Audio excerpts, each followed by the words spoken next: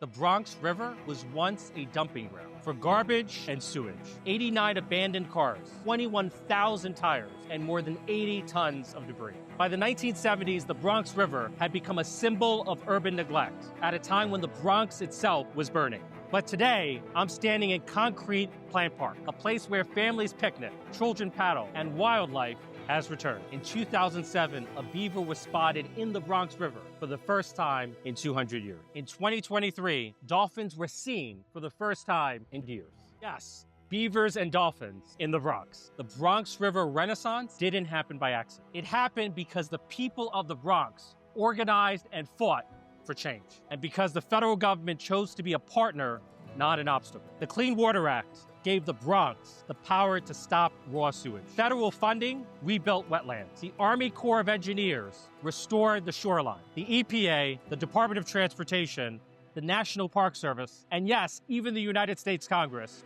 rose to the occasion. And community groups like the Bronx River Alliance led the way.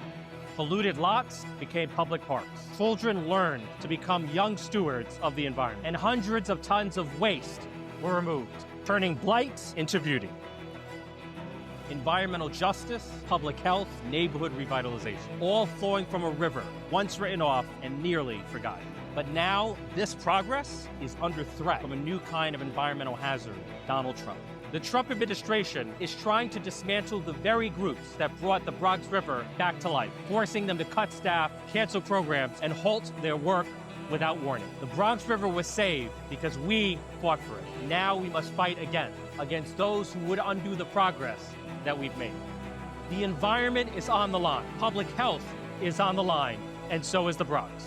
As the Bronx goes, so goes America.